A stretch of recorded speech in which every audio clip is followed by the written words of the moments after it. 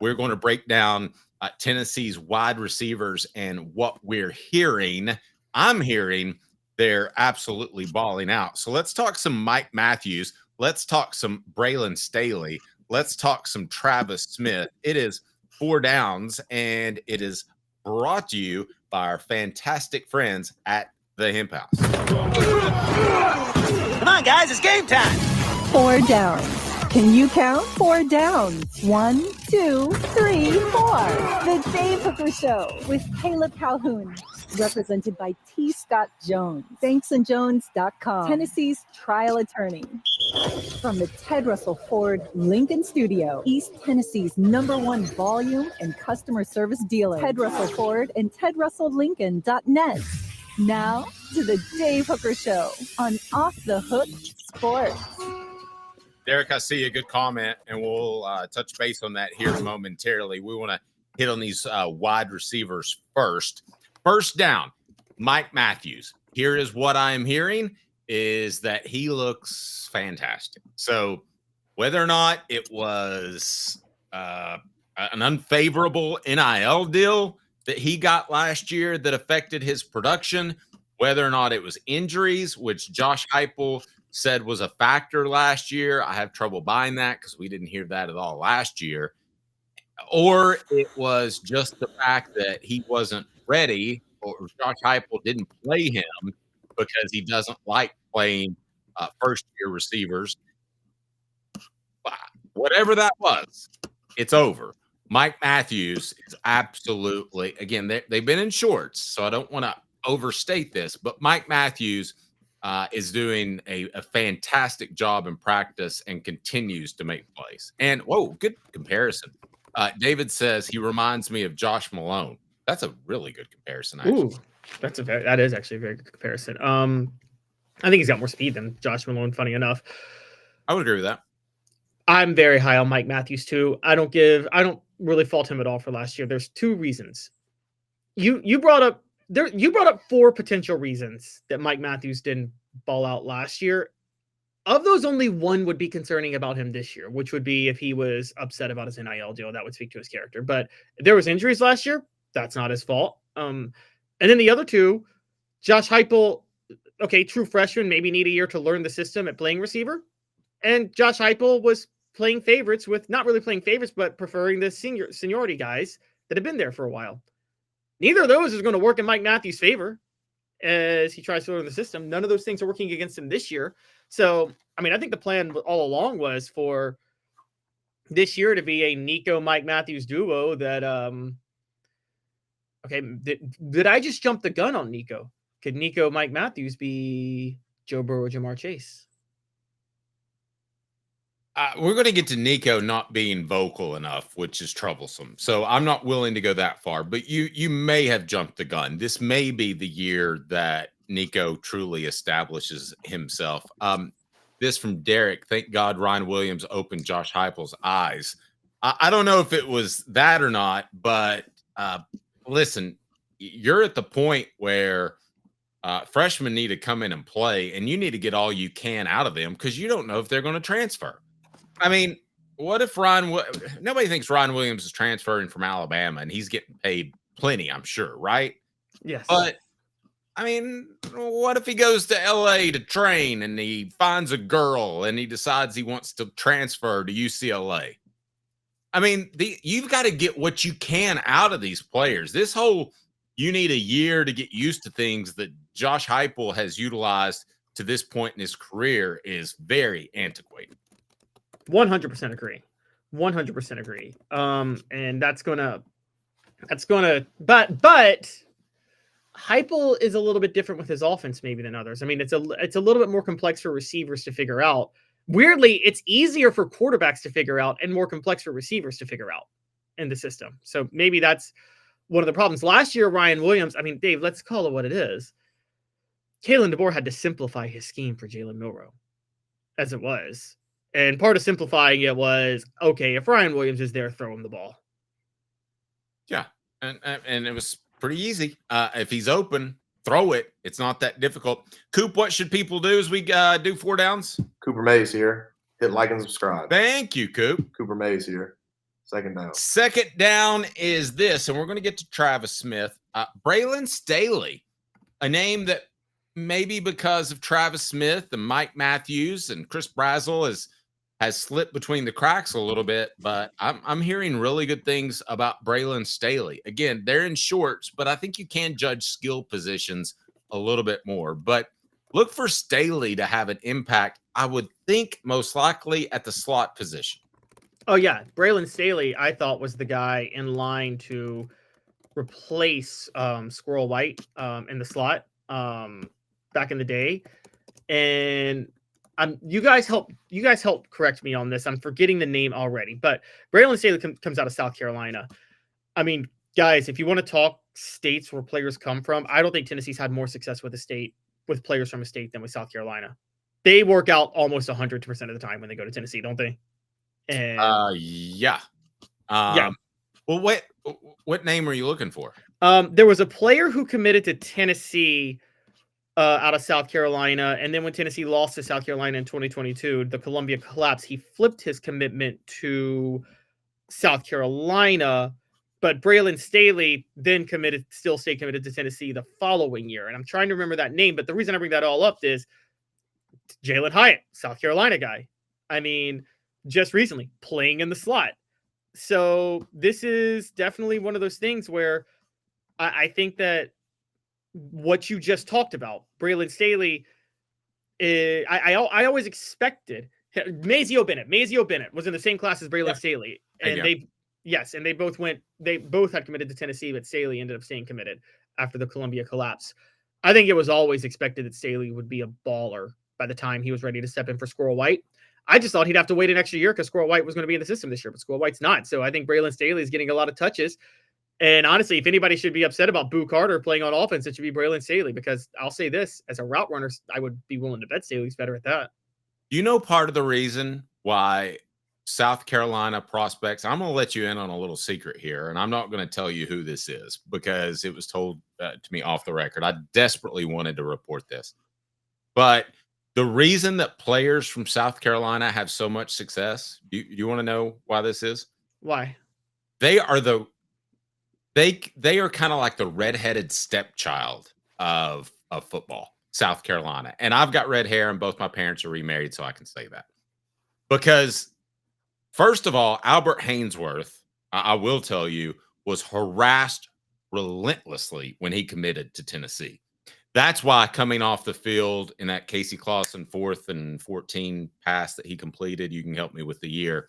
That's why he decided to give the entire student selection section the one finger salute coming off the field as Bud Ford was trying to pull him off the field. One of my favorite moments of all time. Both of them, birds up, man, double birds. Here they go, standing right there, begging somebody to come down and challenge him because he's 6'6", 330 pounds.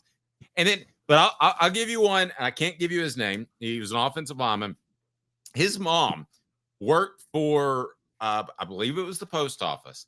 When he committed to Tennessee, his mom got fired. So what you're saying is the reason they work out is when they go to Tennessee, they have a personal vendetta to make sure they're successful when they're at Tennessee. They're damn mad is what I'm saying. They're damn mad. And I think I would be interested to look at other South Carolina prospects that go to other schools besides Clemson and South Carolina. But it is kind of like South Carolina knows that. And tell me if you think I'm wrong. If South Carolina got every one of their top prospects, South Carolina, and they assembled them all, and they didn't lose a single one, they'd have a championship caliber football team. Oh, yeah. I mean, before Clemson took off with Deshaun Watson in the mid-2010s, Steve Spurrier actually was getting all the prospects out of South Carolina, and they had a championship caliber team. Remember with Jadeveon Clowney and those guys, Dave? Funny enough, if it wasn't for a fluke loss to Butch Jones, Steve Spurrier might win the national championship in South Carolina in 2013. And here's a classic one. Remember Kiffin crapped on Alshon Jeffrey, who was an all-pro NFL receiver supposed to work at a car wash. Did he say that? You can tell me, Dave. Did Lane give it? Because that's always been a rumor that he's denied. Oh no, he said that.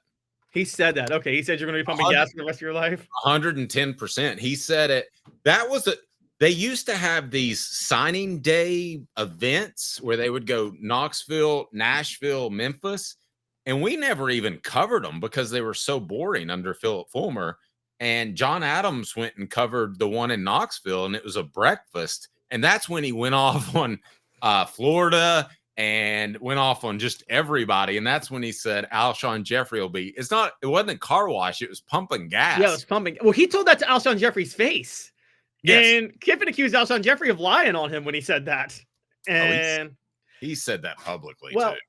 Here's the other part of South Carolina is, let's not forget this. The offensive lineman that you're talking about, I assume, was at the turn of the century, late 90s, early 2000s, right? Early 2000s. Albert Hainsworth, 99, committed to Tennessee. Let's speak openly real quick. Like we usually don't. Maybe one of the reasons they were so ticked off, the head coach at South Carolina during that time was Lou Holtz, who by all accounts was, you know personally, but I've heard with recruiting, was not a good personality and was not a pleasant person when he was recruiting you. And the players that committed to play for him only committed because they thought he was a good coach and that they could play at South Carolina. But he himself had a certain level of vendetta against players, and he fueled that culture. Yes, I agree. And I'm not just saying this because Lou Holtz dog cussed me one time, but Lou Holtz needed a big school behind him. And that's why he was successful at Notre Dame. Now, it ended up, and we're getting sidetracked here, but it ended up the academic requirements and the discipline that were out of his control caused him to leave South Carolina. But he needed a big school behind him. Now, he had some success at South Carolina, but he needed like a Texas or trying to think of a non-private school or an Alabama. He needed that school behind him because he had a pompous attitude when it came to recruiting. He did. No, you're right. He had a very pompous attitude.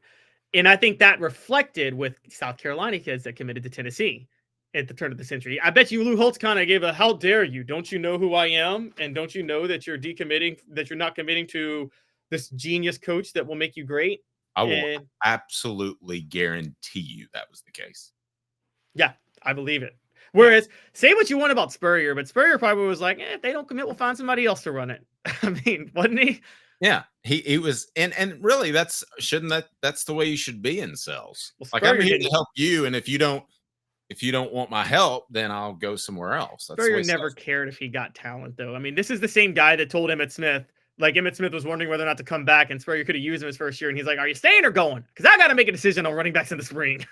Yes. Where are we, Coop? Tennessee center Cooper Mays here. Third down. All right. Third down is a guy that we haven't talked about much, but it's Travis Smith. I'm hesitant to say that he's going to have a huge impact because we've talked about how first-year players don't. But I'm telling you, the reports I'm getting from those in the know within the program is that Travis Smith looks really, really good.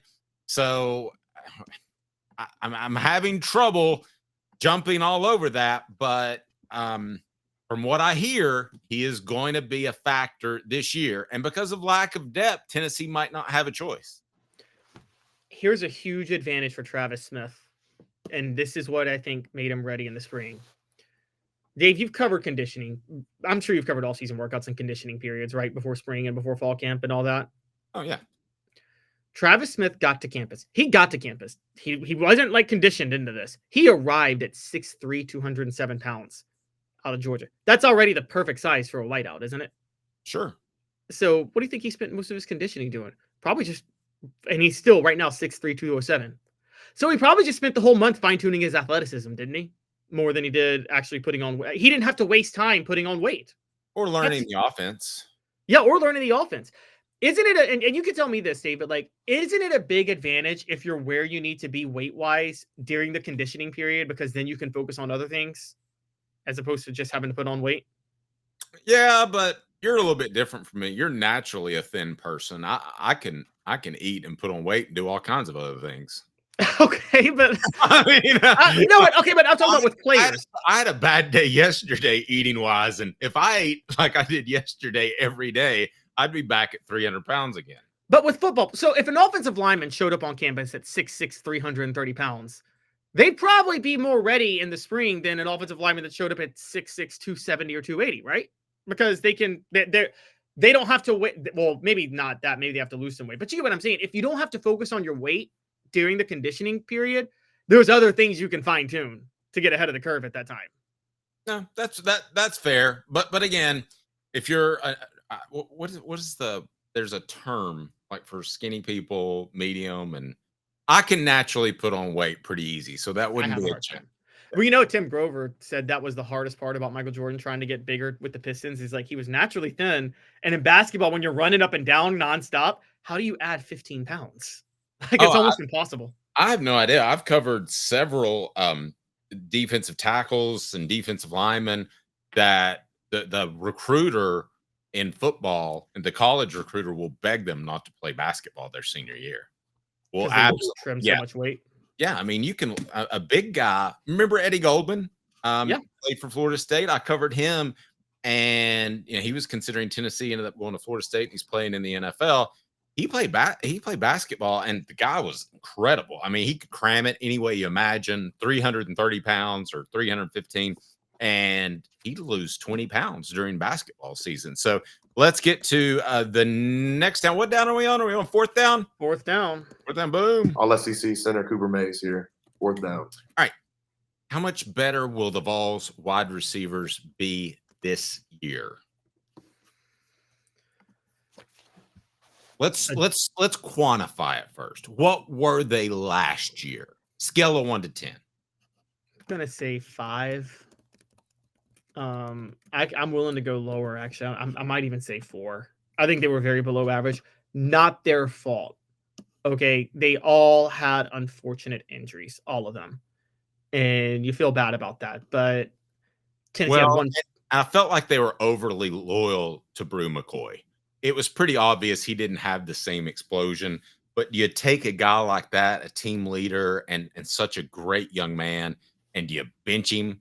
I mean, he still brought a lot to the table. He was a great blocker. I think he was a good route runner, had good hands, but he just didn't have the explosion that he used to have.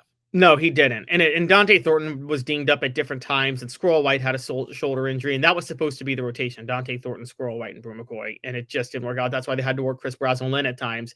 Dave, I don't think they wanted to work Chris Brazzell in at times. I think they wanted him to be a part of this rotation this year. And here's the other thing, just wild theory. Do you think that there are times when a coach says this, because I've told you before, there are times in football where it's 55% one guy, 45% other guys, where it's a close call. Now, in retrospect, we say, oh, you're crazy. You didn't play Mike Matthews more. And there's a lot of truth to that. But do you think there are times in this NIL and transfer age that maybe you don't play a guy quite as much because you're afraid you'll have to pay him more or he'll go somewhere else? Possibly, but that didn't apply to Mike Matthews, because Mike Matthews, I think, always knew this was going to be his year to step up and be the go-to receiver. That's why he did negotiate more NIL money this year. He knew he was going to be kind of a, reserve his first year, and that he was going to step into the offense and absolutely ball out this year. I'll say this. I think Tennessee's receivers are going to go from a 4 to an 8. I'm seeing enough to say, I've heard reports, and Dave, you tell me this, but Tim Banks, they haven't been able to find a cornerback to guard Mike Matthews one-on-one yet. Yes. No, I was told that he continually makes plays, and maybe injuries, whatever the reason was, he should have been more of a factor last year. But I can't help but wonder, do you say in your head, man, if Mike Matthews balls out this in 2024, we're really going to have to pay him in January 2025? They had to do it anyway, because of the stuff they told Mike Matthews. And Tennessee's method, I know what it is. They pay specific guys. I guess my question is Mike Matthews balling out? Dave, you've covered enough spring practices during your time. We just talked about how the offense in 98 looked absolutely abysmal during spring ball, and it was actually a pretty good offense in the season. Isn't the defense supposed to be ahead of the offense? So is it more of an indictment of the defense if Mike Matthews and these receivers are balling out right now? Well, you have to remember, again, they're in shorts, so you can't really pressure Nico, so he has longer to throw. Can you ask me that question in a week? Sure. And I'll know when they get in full pads. I mean, we've got to take all this. We've got to take all this with a grain of salt. I mean, they're not hitting yet. Unsung says, will it be the same old once the season starts 5 games in and Smith has only 8 plays on offense? That's my concern. I mean, I think that's a fair concern. That's a fair question of Josh Heupel. Why are you not getting more out of first-year players, be it freshmen or transfers? I can't answer that. I agree. I mean, I agree. But I think it's become more of a Heupel's bias to his guys and play seniority with the guys he wanted. I think that's just how he goes about it. The only reason he didn't do that with Joe Milton versus Hendon Hooker is Joe Milton was his guy, and he had to save face for signing Joe Milton because I'll say this about that. Before he even watched a second of spring ball, he probably went after Joe Milton, didn't he? And decided, I'm not going to take any of these quarterbacks that are in the system right now. Yes.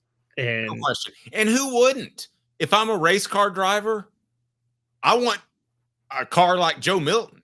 So what you're saying is that, like, though, if you take over like an 8-8, 9-7 NFL team and you want to rebuild as a GM from the ground up, it doesn't matter if there's some maybe better players on the team. You're cleaning house and starting from scratch to build your team. Is that your philosophy? Oh, that's probably oversimplifying it a little bit, but yes. I mean, pretty much.